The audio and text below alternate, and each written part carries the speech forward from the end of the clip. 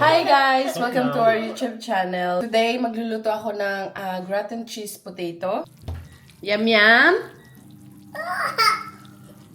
So, ayan, huhugasan muna natin itong mga patatas, babalatan, and then hiwa-hiwain.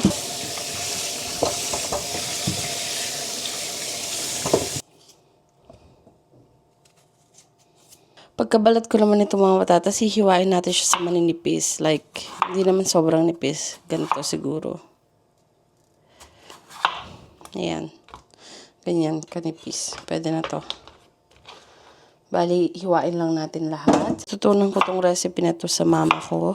Isa ito sa mga paborito ko niluluto niya nung mga unang dating namin sa Belgium. So, ayan, next naman natin hihiwain yung bawang na kailangan ko sa paggisa ng sauce. Gagamit tayo ng malaking bawang. Mas marami, mas masarap.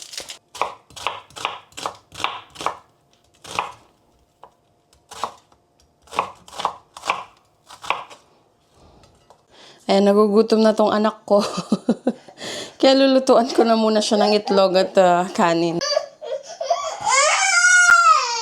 It's not cooked yet. Scrambled egg. Dahil hindi na ito makakapaghintay sa lulutuin ko.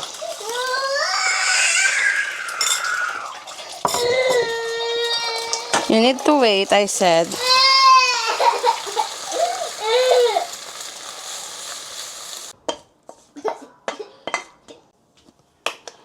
Paborito naman niya ito na pagkain.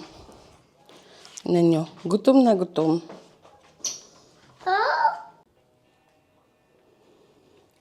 So, ayan, una natin lutuin yung sauce para dito sa gratin potato. Naglagay ako ng kaunting mantika. Next naman itong sibuyas.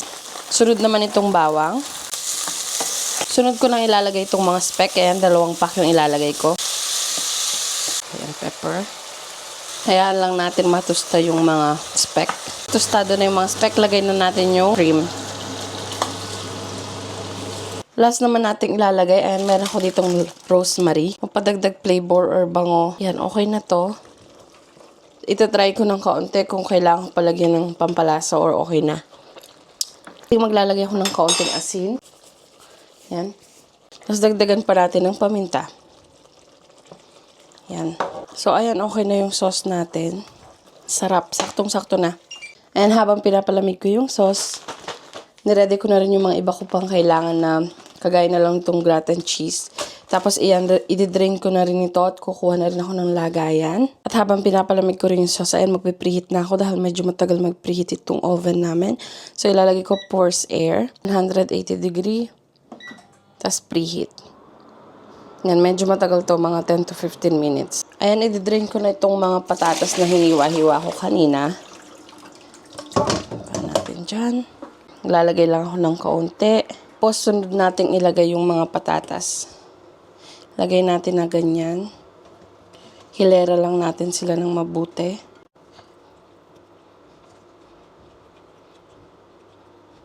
Ayan, pwede na to. Tapos, maglalagay ulit ako ng sauce sa taas. Ganyan. Kung may alam kayo ng way na mas madali, gawin nyo. Pero ito yung way na natutunan ko. Tapos, ayan yung gratin cheese natin. Maglalagay din tayo after nung sauce. So, first sauce, patatas, tas sauce ulit. Tapos, itong gratin cheese.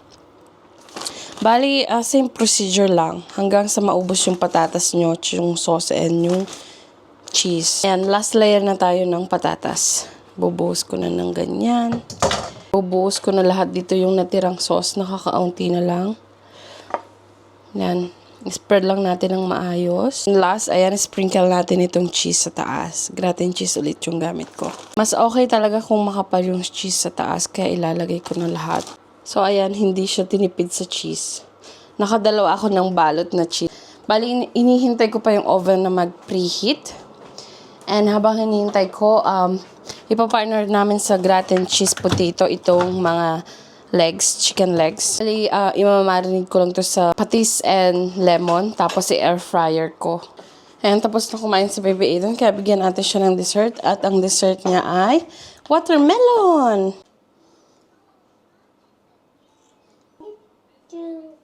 So, ayan, okay na yung oven. Tinakpan ko na muna siya ng aluminum foil para hindi masunog yung cheese.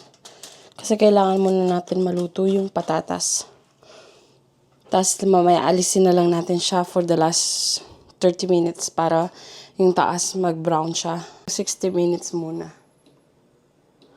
Ayan, 1 hour muna. Tapos check natin mamaya kapag malambot yung patatas, dagdagan na lang natin.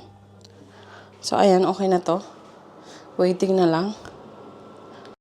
So, ayan guys, 23 minutes left. Check natin kung luto na yung loob. Luto na siya. I-grill lang natin siya para maging golden brown yung cheese niya.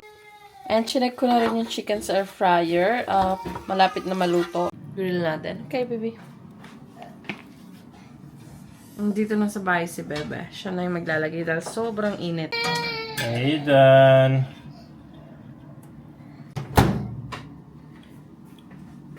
Grill natin ng mga 5 minutes. Check natin after 5 minutes kung golden brown na yung cheese sa taas. Pag hindi, dagdagan na lang natin. So, ayan guys. Ready na. Kakain na kami. Nakaposisyon na tong baby boy kahit kumain na siya kanina ng rice and egg. Bibigyan pa rin namin siya ng kaunting potato kasi gusto niya kumain with us. Now, look. Let's cook. O, diba? Napakasarap. Just perfectly cooked. Same. Wow, it's perfectly cooked. Ayan, guys. I don't know if you can see it well, but oh my god, it's so well done. See?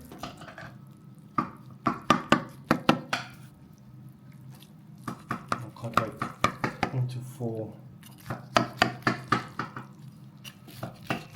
Ang sarap ng pagkaluto niya, guys. And the smell, my god, is so good. So, ayan, kumakain na ang aming baby Aiden. And, is that? Go on.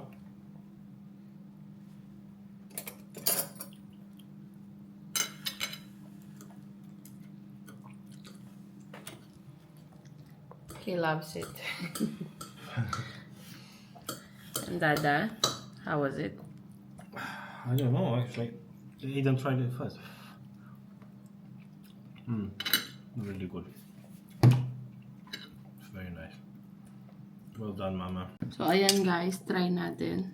Nag-i-enjoy yung mag-ama ko. So, I'm curious. It's not mashed potato. No. It's actually perfect. Just crunchy. Told you to. Try natin yung manok.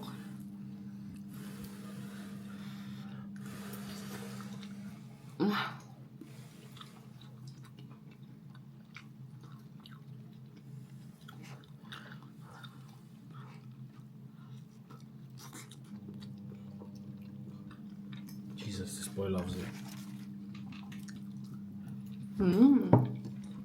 So yummy.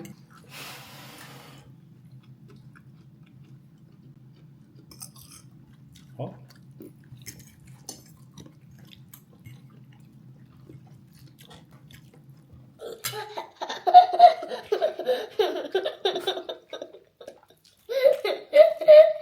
Alright, you're gonna choke. Eat your food.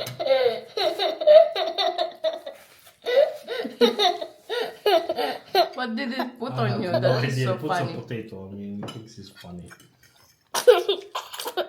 Aiden, stop. What are you doing? Oh my god, my boys are enjoying the food so much. Look at them. Oh, your boys are doing the food more. So, ayun lang guys. I hope na-enjoy nyo yung yung video na to and try nyo lutuin. If you're sick of rice, try potato gratin cheese. It's really good. And my boys love it, right? So, Boy ate a lot. that's it for today's vlog. Abangan nyo ang next vlog natin. Please don't forget to subscribe. Click the notification bell and please leave a comment. Let me know your ideas or what do you think what I cooked today. So that's it for today's vlog. Bye bye. Bye bye. Say bye bye, my boys. Say Bye dada. bye. Die die. Thank you for watching.